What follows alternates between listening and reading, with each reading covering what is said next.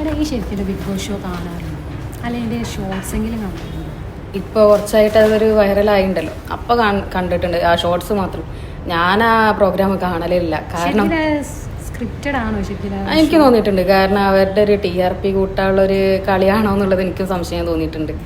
പിന്നെ ഓരോ ഇഷ്യൂരും പ്രേമോ ഒക്കെ കണ്ടിട്ടുണ്ടെങ്കിൽ അങ്ങനെ തോന്നുക, ഒരു റീച്ചിന് വേണ്ടിയിട്ട് ചെയ്യുന്ന പോലെ. ശരിക്കും അത് എഡിറ്റഡ് ചെയ്തിട്ട് അതിൻ്റെ എഡിറ്റഡ് പോർഷൻസ് മാത്രമല്ല കാണികൾക്ക് കൊടുക്കുന്നത്. അതിൽ കംപ്ലീറ്റ് എന്തായാലും ഒരു കാണിക്കണില്ല. ഒരു ഏതൊക്കെ കാണണം കാണണ്ടെന്നുള്ളത് ഒരു തീരുമാനിച്ചിട്ട് എഡിറ്റ് ചെയ്തിട്ടാണ് കാണികൾക്ക് മുന്നിലെത്തിക്കുന്നത്. അതിൻ്റെ പ്രമോ ഒക്കെ കണ്ടിട്ടുണ്ടെങ്കിൽ അങ്ങനെയാണ് എനിക്ക് തോന്നുന്നത്, എൻ്റെ പേഴ്സണൽ ഒപ്പീനിയൻ. ഈ പേഴ്സണൽ ഒപ്പീനിയൻ ചോദിച്ചപ്പോൾ എനിക്കൊരു കാര്യം ഓർമ്മ വന്നത്, ആ ലക്ഷ്മീൻ്റെ കേസില്ലേ, അവളുടെ പേഴ്സണൽ ഒപ്പീനിയനാണ് ആ ലെസ്ബിയൻ കപ്പിൾസിൻ്റെത് പറഞ്ഞത്. അതിലെന്താ എൻ്റെ അഭിപ്രായം? ശരിക്കും പേഴ്സണൽ ഒപ്പീനിയൻ ആയതുകൊണ്ട് അതിന് നമുക്ക് കുറ്റം പറയാൻ പറ്റൂല. അതേ മെൻറ്റാലിറ്റിയുള്ള ഒരുപാട് ആൾക്കാരുണ്ട്. ഇതിപ്പോൾ എനിക്കത് കുഴപ്പമില്ല, ലെസ്ബിയൻ കപ്പിൾസിനെ അങ്ങനെ കാണുന്നതുകൊണ്ടും അവരെ നോർമലൈസ് ചെയ്യുന്നതുകൊണ്ടും എനിക്ക് കുഴപ്പമില്ല. പക്ഷേ എൻ്റെ വീട്ടിൽ അത് ചിലപ്പം പ്രശ്നമായിരിക്കും. എൻ്റെ അച്ഛനും അമ്മയും എൻ്റെ മെൻറ്റാലിറ്റിയുള്ളവരല്ല. അപ്പം അവളെ സംബന്ധിച്ച് അവരുടെ കുട്ടി, അമ്മ അങ്ങനെയൊക്കെ നോക്കുമ്പോൾ നോർമലൈസ് ചെയ്യാൻ 3 വയസ്സുള്ള ചെറിയ കുട്ടീനെ അവൾ പറഞ്ഞത്, കുട്ടികൾ കാണുന്ന ഷോ അല്ലേ, അപ്പോൾ അങ്ങനത്തെ ഒരു വിഷയം നോർമലൈസ് ചെയ്യേണ്ട ആവശ്യമില്ല. അതാണ് പറഞ്ഞത്. പക്ഷേ ലാലേട്ടൻ വന്നിട്ട് ഇത്രയും കൂടുതൽ ഇങ്ങനെ ദേഷ്യം പിടിക്കേണ്ട ആവശ്യമില്ല. അവളുടെ പേഴ്സണൽ ഒപ്പീനിയൻ അല്ല പറഞ്ഞത്. ആ 3 വയസ്സുള്ള കുട്ടിക്ക് എന്താ അറിയുക? ഒന്നും അറിയില്ല. അവർ ഈ ലെസ്ബിയൻ കപ്പിൾസിന് ഈ വിഷയം അറിയില്ല. ഈ കുട്ടി അത് ചിന്തിക്കൂല. ഈ ഷോ ഒക്കെ കണ്ട് ഈ നോർമലൈസ് ചെയ്ത ആ ഒരു സംസാരം വരുമ്പോൾ ആ കുട്ടികൾ ഇങ്ങനെ ചിന്തിക്കൂല, എന്താണ് സംഭവിച്ചത് ശരിക്കും, എന്താണ് ഈ ലെസ്ബിയൻ കപ്പിൾസ്. മക്കളെ ഉമ്മമാരോട് ചോദിക്കുമ്പോൾ എന്താ ഉമ്മമാർക്ക് പറഞ്ഞു കൊടുക്കാൻ പറ്റുക? അതിലെന്താണ് എനിക്ക് എന്താ അതിനെ കുറിച്ച് അഭിപ്രായം പറയാനുണ്ടോ? ചെറിയ കുട്ടികൾ കണ്ടെന്ന് വിചാരിച്ചിട്ട് അങ്ങനെ ആവൂലല്ലോ. നമുക്ക് നമ്മുടെ ഒരു പ്രായം എത്തുമ്പം മനസ്സിലാവും നമ്മൾ ഏത് രീതിയിലാണെന്ന്. എനിക്കിപ്പം ഒരു ഗേളിനോട് അട്രാക്ഷൻ ഇല്ല, അതെനിക്ക് അറിയാം. അതുപോലെ ഈ കുഞ്ഞു കുട്ടികളും വളരുമ്പം അവർക്ക് മനസ്സിലാവൂലേ ഒരു വിഷയം ഓട്ടോമാറ്റിക്കായി കയറി പോലെ. ഇങ്ങനെ ഒരു ഷോ, എല്ലാവരും കാണുന്ന ഷോ എന്ന് പറയുമ്പോൾ ഇപ്പം നമ്മൾ TV-യിലും അതിലൊക്കെ സിനിമകളിലൊക്കെ എന്തൊക്കെ കാണുന്നുണ്ട്, അതൊക്കെ വരുമ്പോൾ നമ്മൾ പൊതുവെ മക്കളെ മാറ്റി വെക്കും. പക്ഷെ എൻ്റെ ഒരു അഭിപ്രായം എന്താ അറിയോ, ഇപ്പം ഒരാൾ കെട്ടിപ്പിടിക്കണത് കണ്ടു, അല്ലെങ്കിൽ ജസ്റ്റ് നമ്മളെ ഒപ്പം നിൽക്കുന്നത് കണ്ടെന്ന് വിചാരിച്ച് കുട്ടികൾ മോശമായി പോകണമെന്നൊന്നുമില്ല. കാരണം കുട്ടികൾ മോശമാവണതല്ല അതിൽ പറയുന്നത്. ലക്ഷ്മി അറിയണ ഇങ്ങനത്തെ ഒരു കേസ് നോർമലൈസ് ചെയ്യാൻ അവർക്ക് താല്പര്യമില്ല. അതുപോലെ തന്നെ പല ആൾക്കാരും പേഴ്സണൽ. അങ്ങനെയാണെങ്കിൽ ആ ഷോയില് ആ ആഴ്ചയിൽ എവിക്റ്റഡ് ആയി പോകേണ്ട ഓളാണ് മസ്താനിയാണ് എവിക്റ്റഡ് ആയത്. ഓളെ പ്രേക്ഷകർ എടുത്തിട്ടില്ലെങ്കിൽ ആ ഒരു കേസ് നോർമലൈസ് ചെയ്യുന്ന ആ വിഷയം പ്രേക്ഷകർ എടുത്തിട്ടുണ്ടെങ്കിൽ ഓൾ എന്തായാലും എവിക്റ്റഡ് ആയി പോകും. അപ്പോൾ ഓളെ സപ്പോർട്ട് ചെയ്യുന്ന എത്രയോ ആൾക്കാരുണ്ട്. അതുകൊണ്ടല്ലേ എവിക്റ്റഡ് ആവാഞ്ഞ്. എല്ലാവർക്കും പേഴ്സണലായിട്ട് ഒപ്പീനിയൻസ് ഉണ്ടാവും. ഇപ്പോൾ ചിലവർക്കത് ഇഷ്ടമുണ്ടാവും, ചിലവർക്കത് ഇഷ്ടമുണ്ടാവില്ല. അതൊക്കെ അവരവരുടെ കാര്യങ്ങളാണ്. പക്ഷേ ലക്ഷ്മി എന്ന് പറയുന്ന ഒരു കാര്യം പറഞ്ഞു, ജോലിയും കൂലിയില്ലാതെ നടക്കണെന്നൊക്കെ പറഞ്ഞിട്ട് അങ്ങനെയൊക്കെ പറഞ്ഞു. ലെസ്ബിയൻ കപ്പിൾസിനെ അങ്ങനെ പറയുന്നതും ഓരോ ജീനുകൾക്ക് ഓരോ ഇതുണ്ടാവല്ലോ. അത് വേറെ കാര്യമുണ്ട്. പിന്നെ നമ്മളിപ്പോ ഗേളായി, അപ്പൊ നമുക്കൊരു ബോയിനോടാണ് അട്രാക്ഷൻ തോന്നുന്നത്. ഒരു ബോയായി ജനിച്ചാൽ ഗേളായി അട്രാക്ഷൻ തോന്നും. ഇതൊക്കെ സ്വാഭാവികമാണ്. അതേപോലെ തന്നെ ഒരു ഗേളിനോട് തോന്നും, ബോയ്ക്ക് ബോയിനോട് തോന്നും. ഇതൊന്നും ഒരു കുറ്റായിട്ട് കാണേണ്ട ആവശ്യമില്ല. കുറ്റായിട്ടല്ല, ഓള് പൊതുവെ നോർമലൈസ് ചെയ്യണമെന്നേ ഓള് പറഞ്ഞോളൂ. ലെസ്ബിയൻ കപ്പിൾസിന് ഓള് മൊത്തത്തില് ഇതാക്കി പറയില്ല. അത് നോർമലൈസ് ചെയ്യുന്നതിൽ ഓക്ക് താല്പര്യമില്ല. പക്ഷെ ലാലേട്ടൻ വന്ന് പറഞ്ഞ ഈ ലോകമെമ്പാടും ഇത് അംഗീകരിച്ചില്ല. എത്രയോ 78 രാജ്യങ്ങൾ അങ്ങനെ ഇത് എതിർത്തിക്കണം. അപ്പോൾ അതിൽ അവളുടെ പേഴ്സണൽ ഒപ്പീനിയൻ പറയാം. അപ്പോൾ നമ്മളെ ജനാധിപത്യ സംവിധാനത്തിൽ നമുക്ക് ഒപ്പീനിയൻ പറയാൻ പറ്റില്ല എന്നാ ലക്ഷ്മി അങ്ങനെ പറയുമ്പോൾ ഒരു ഷോ ആണ് വിചാരിച്ചിട്ട് അവളുടെ ഒപ്പീനിയൻ അവൾക്ക് പറഞ്ഞൂടെ. പക്ഷെ നമുക്ക് ഒപ്പീനിയൻ പറയാം, പക്ഷെ വേറെ ഒരാളെ നമ്മൾ ക്രിട്ടിസൈസ് ചെയ്ത് പറയണത് ശരിയായിട്ട് എനിക്ക് തോന്നിയിട്ടില്ല. പിന്നെ ഇതൊക്കെയെന്ന് പറഞ്ഞാൽ അവരുടെ ഒരു സ്ട്രാറ്റജീസ് ആണ്. ശരിക്കും അത് എഡിറ്റ് ചെയ്തിട്ട് അതിന് മുന്നേ പല പരിപാടികളും നടന്നിരിക്കണം. അക്ബറായിട്ട് എന്തോ ഒരു കമ്പനീന്റെ എന്തോ ഒരു വിഷയം നടന്നിരിക്കണം. ഇഷ്യൂ ആണ് ഇതിലേക്ക് എപ്പോഴും കാരണം. പക്ഷെ അതൊന്നും പ്രേക്ഷകർ കാണില്ല. ഈ പ്രൊമോ മാത്രമേ പ്രേക്ഷകർ കാണുള്ളൂ. അത് അവർ ഏറ്റെടുക്കുന്നുണ്ട്. മീഡിയക്ക് എന്തും പറയാം, എന്തും ചെയ്യാം. മീഡിയന്റെ ഉദ്ദേശം എന്താ? കാണികളുണ്ടാക്കുക, അവരുടെ റേറ്റിംഗ് കൂട്ടുക, അവർക്കുള്ള ഇൻകം ഉണ്ടാക്കുക. അതാണ് മീഡിയൻ്റെ ഇപ്പം. വേറെ എല്ലാ കാര്യമുണ്ട്. ഇപ്പോൾ ഓരോരോ ഇൻ്റർവ്യൂ ഒക്കെ നടക്കുന്നത് നമ്മൾ നോക്കുകയാണെങ്കിൽ എന്തൊക്കെയാണ് നടക്കുന്നത്. ഒരാളെ പേഴ്സണൽ കാര്യങ്ങൾക്ക് ഇങ്ങോട്ട് ഇടപെട്ടാണ്ട് അവർക്ക് തോന്നിയത് ചെയ്യുക. അവർ പോണത് എങ്ങോട്ടാണ് നോക്കുക, എന്ത് ചെയ്യുന്നു, എവിടേക്ക് എന്തൊക്കെ പ്രോഗ്രാംസിന് പോകണം. നേപ്പാളിലല്ലേ ഈ സമൂഹ മാധ്യമങ്ങൾ നിരോധിക്കുന്നത്? ശരിക്കും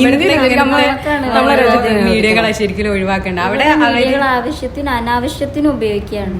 അവര് നല്ല കാര്യത്തിന് അവിടുത്തെ മന്ത്രിമാര് MLA അങ്ങനെ അധികാരികളെ അഴിമതിയൊക്കെയാണ് ചൂണ്ടിക്കാട്ടിയിട്ടാണ് അവരെ സർക്കാരിന് തിരിച്ചടി വരുമല്ലോ. അങ്ങനെയാണ് അവിടുത്തെ സമൂഹ മാധ്യമങ്ങൾ ഒഴിവാക്കിയത്. ശരിക്കും ഇങ്ങനത്തെ ഈ ഓരോരോ ചാനലുകൾ ഉണ്ടല്ലോ ഓൺലൈനായിട്ടുള്ള, അങ്ങനത്തെ ശരിക്കും ഒഴിവാക്കണം. അല്ലെങ്കിൽ ശരിക്കും നമ്മൾ കണ്ടന്റ് ഇടുമ്പോൾ ശരിക്കും ഇങ്ങനത്തെ കണ്ടന്റുകളാണ് പ്രേക്ഷകർക്ക് ആവശ്യം. അതായിരിക്കാം ഈ കണ്ടന്റുകൾ അവർ ഉണ്ടാക്കുന്നതും.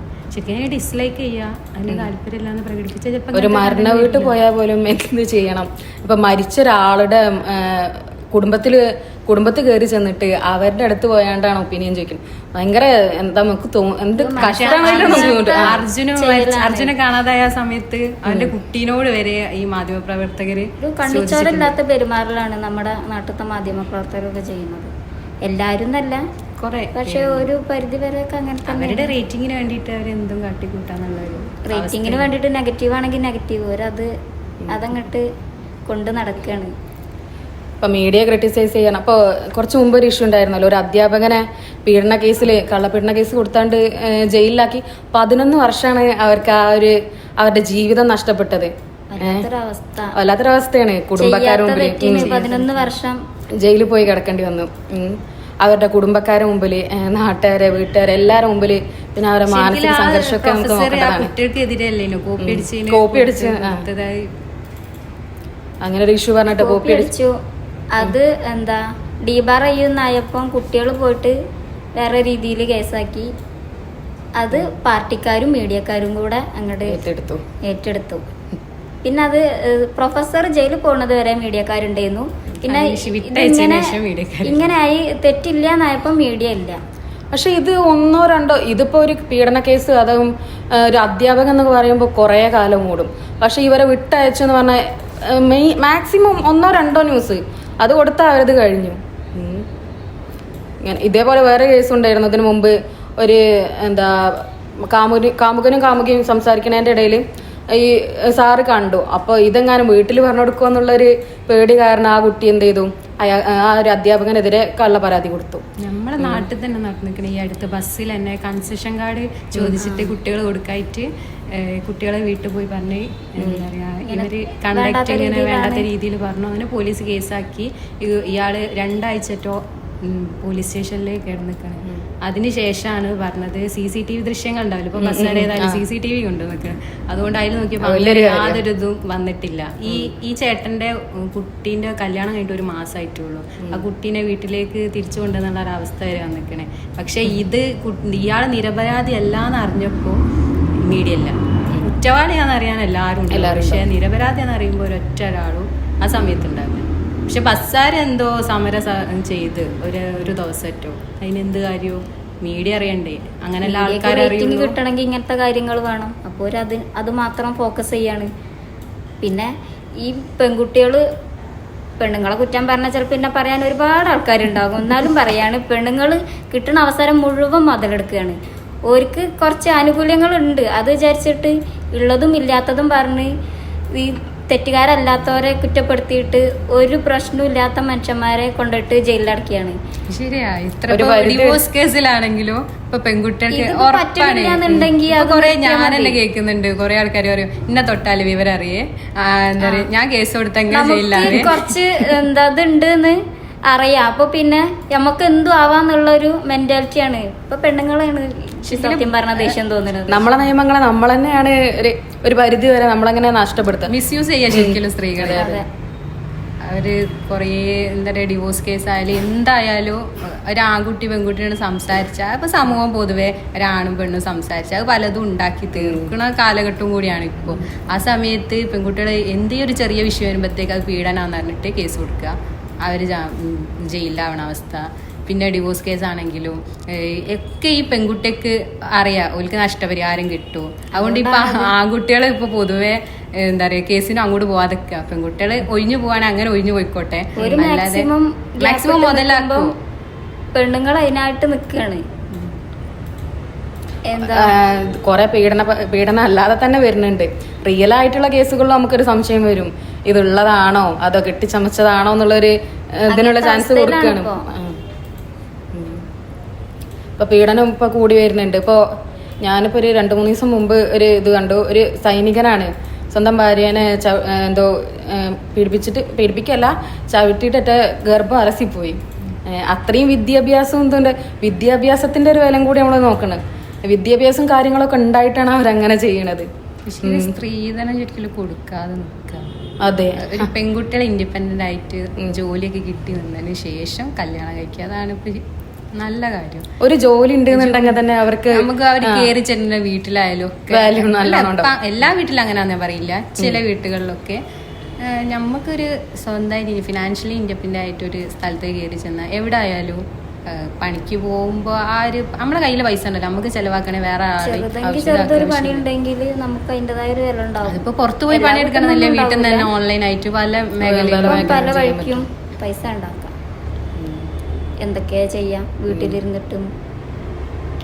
സ്റ്റിച്ചിങ്ങും കാര്യങ്ങളും അതെ. പിന്നെ ഇപ്പൊ നമുക്ക് വേറെ ഒന്നും വേണ്ട, നമ്മളെ ഫോൺ എടുത്ത് നോക്കിയാൽ തന്നെ അറിയാം. നമുക്ക് യൂട്യൂബാണ് തുറന്നാൽ നമുക്ക് എന്താ വേണ്ടത്. ഇപ്പോൾ കുക്കിംഗ് ആണെന്നുണ്ടെങ്കിൽ നമുക്ക് അറിയാത്ത സാധനങ്ങൾ നമുക്ക് വെക്കാം. അതേപോലെ സ്റ്റിച്ചിങ് നമുക്ക് പഠിക്കാം. നമുക്ക് എന്താണോ ആവശ്യം അതൊക്കെ നമുക്ക് ഓൺലൈനായിട്ട്.